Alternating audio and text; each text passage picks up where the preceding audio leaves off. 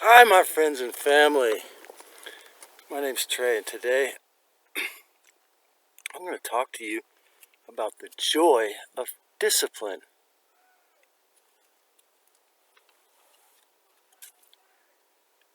I got dreams to remember about love in December.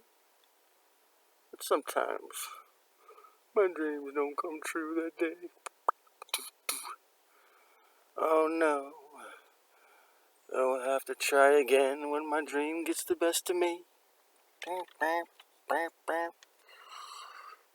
must live my dream now, so it seems. The joy of discipline, work, and fun. Dumbed down normies get it wrong, in my opinion. When they go out to have fun or chase joys, they often, of course, go the lazy route or the external route of drugs and alcohol, trying to get something out of from the external world to bring them joy. And of course, if this works at all, it's a very short-lived thrill. When they go out to have fun or chase joys, they often, of course, go the route of drugs or alcohol, go to a pill or booze, and to try to feel joy again. They feel so bad, they feel like that's what they have to do to feel joy. Worse, on the other part of this title, when I say the word discipline, a lot of people, especially from the USA, like I'm from a military family, you associate the word with the military. So that's not the only kind of discipline there is.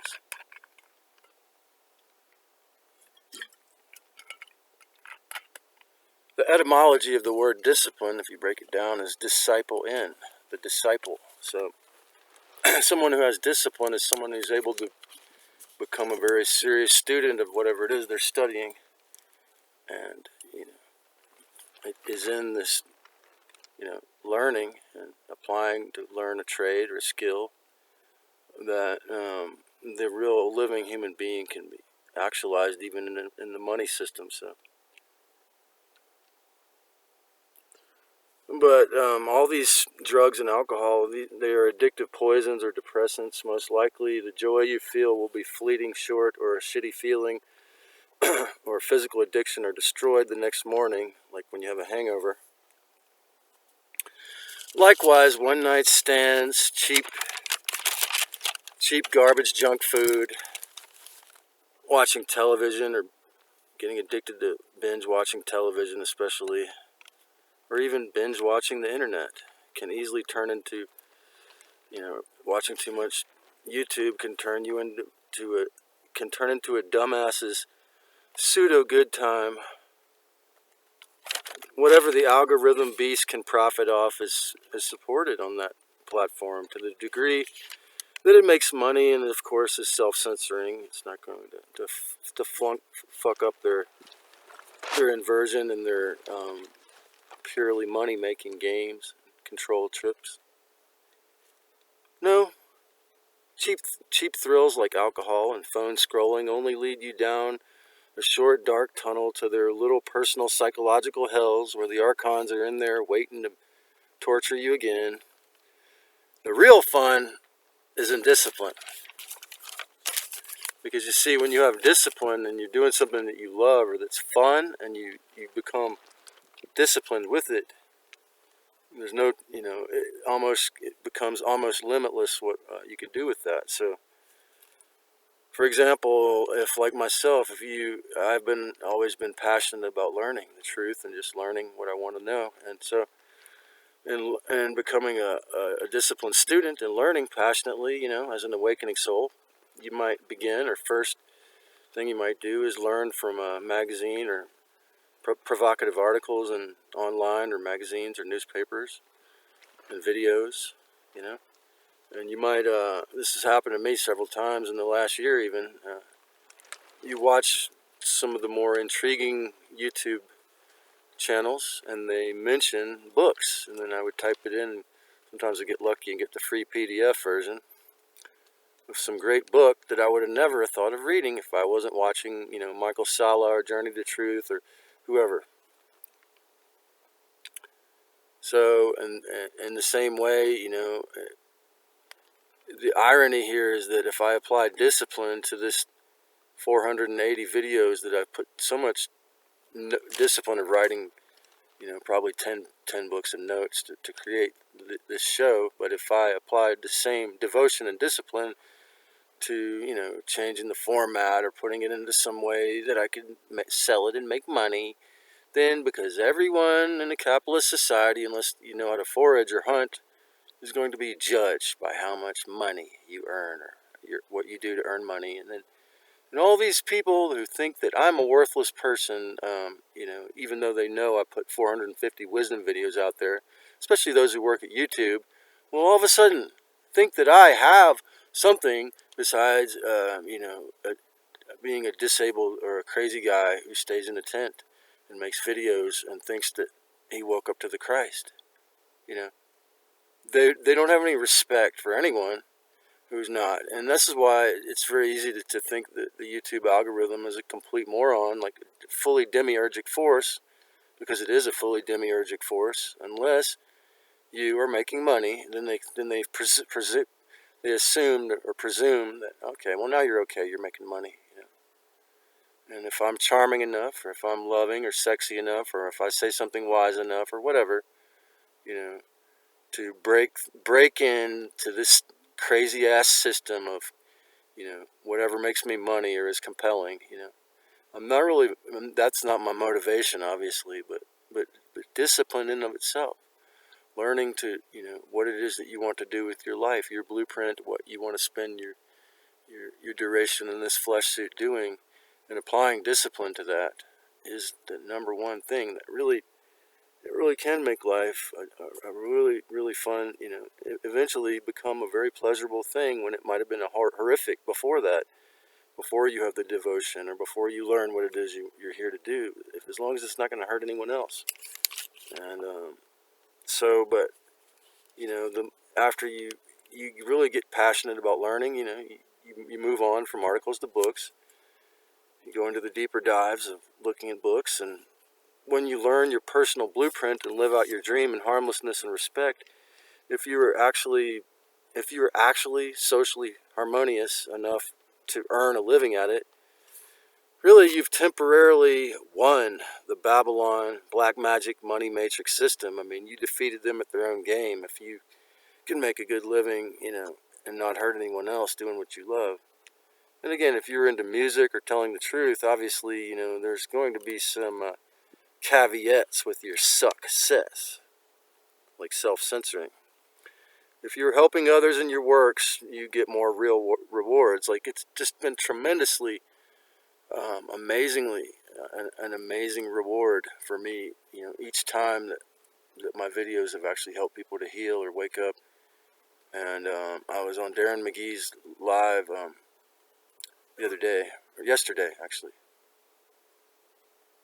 And a woman about 4 years older than me was talking about how she was thinking about ending her life. And I was able to put chat comments that might have saved her from that. So everyone who works at the CIA or is involved with YouTube or the algorithm who's only in it for the money, you're completely fucking idiotic. You could be making it so that I am not saving hundreds or thousands of lives, that I could be helping them to save themselves, really, to put it in more realistic terms.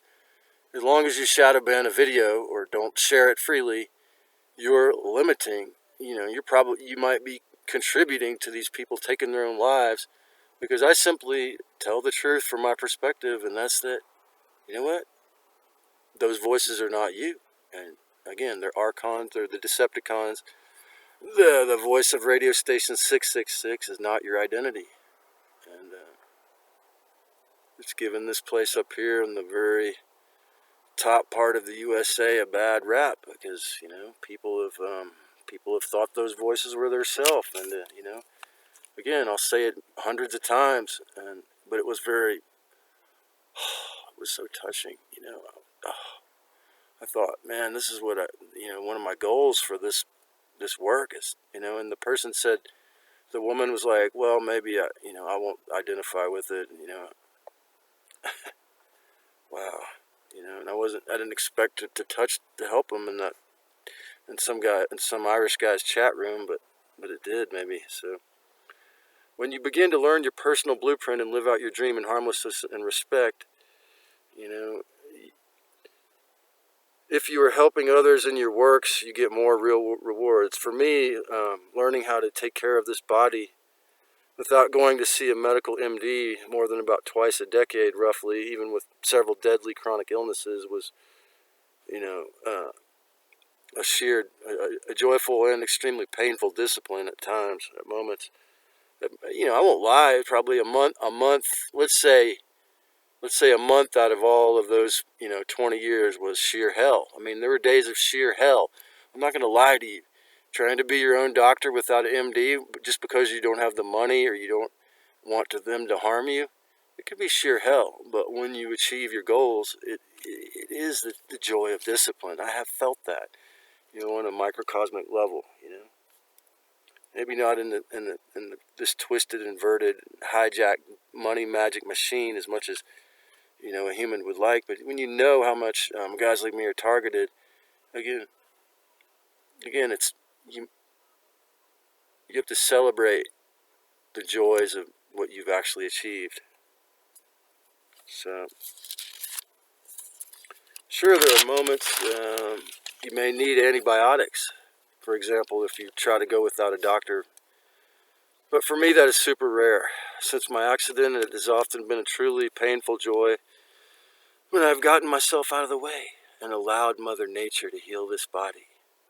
Actually having the IQ I have and being as talkative and passionate about learning and awakening as I am, to actually have been able to witness those 15 bones healing with just the elements of nature.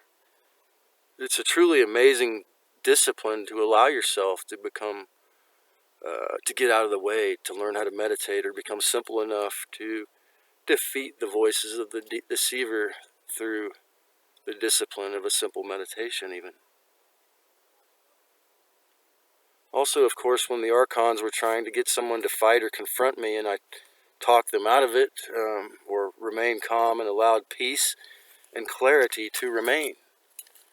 It's such a wonderful joy, to feel that you can, when this stuff I've talked to you about on these hundreds of videos, that you can actually achieve, and it's not really that difficult. You just have to, again, disidentify from the archon. Do not believe the violent, the manipulative, or the controlling voice. Remember that the Christ and the peace is within, and it must emerge from within. And likewise, as Don Miguel Ruiz said in his book, joy must come from within too. And so if you think you can get joy from your girlfriend or from your alcohol or your meth or your weed or whatever, it's not really very likely you're going to get any real joy out of it, and unless you have discipline, unless you use your I know a guy, Dennis, he's about 80. I think he might have hit 80, and he's totally alcoholic. He's a Libra, but he calls himself a bard, and when he drinks, he always, usually 95% of the time, he gets very creative and starts making stuff. So that didn't kill him as much as it would have, because he set his identity as, the drunken creative. So it's all, many tools, people can use. I mean, George Burns smoked cigars until he was 100 or 99 or whatever, but people can use these things, and achieve their goals. But again, it's a short-lived joy if you have to use drugs. So without discipline, life can lose meaning and value. Without joy, life seems pointless. So it really doesn't even have value to part of that little child in your soul, that part of you that's a divine child. If you never have fun, it's like, well, you're harming a part of your subconscious. Okay, we need both. Or this is a death prison camp planet. I mean, this is a death camp planet. in those moments when I actually felt the joy of discipline, having done actually the shadow work, uh, I didn't fall into the instant loose abyss pit of narcissistic predator entities that most humans think is, unless they're psychologically awakening, what they think a normal conversation is. I'll look at the person and not respond. I've learned how to be the master of my emotional body. I'm not saying I'm not 100% there, 100% clear, but I have experienced that.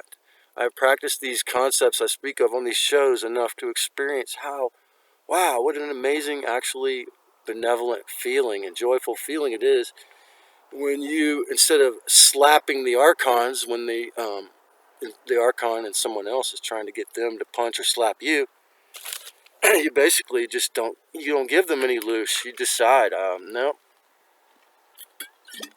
I'm not playing this anymore. You defeat the matrix, and you defeat the loose drip system when you decide to have the discipline. Okay? Without discipline, I've found I could have no fun. In discipline, I've without and joy without discipline, it's really not fun to me either. But in discipline, I've found a lot of joy. And my favorite, of course, had to be learning to be a one-man band, my original first dream, and at least living my musical dreams and with my one egoic self, and good enough to be playing, making dinner money and playing my horn in the nightclubs, and even a taste of living out your dream like I've had, and even earning while doing your extremely fun musical work. It's really truly amongst the highest expression of that you could feel as a spirit and incarnation. I mean it. A lot of people have said music is as close as humans can get to God, or the Creator. And the guy whose campsite I inherited, who paid me $20 to clean his camp after he died in Santa Cruz, he said, he was pretty hammered, a drunk mystic. He said, humans screw up everything that they've touched except music. Music is the only thing they didn't screw up. And I could really feel his words vibrating in my heart when he said that. So, not that it's true, but it sounded right at the moment. So becoming a professional musician is truly one of the most amazing, divine things you could achieve if you don't hurt anyone. Now, what musician do you know that does that? So that's the clincher, the caveat. So if you're into drugs or alcohol, or you have NPD, or you hurt people on any level, then you're going to pay. And honestly, with discipline and the key of harmlessness, with devotion and steadfast practice, you can feel the joy of your true vacation if you don't know already, once you learn what it is. If you enjoyed this content and you haven't already, make sure to subscribe, click on the notification bell, share this video with your friends if it helps you awaken your mind to what you might could do to peel off some of the fake limitations that the Decepticons have put in your subconscious mind. And again, if you have the courage and the discipline and the joy, create a great day, my fam.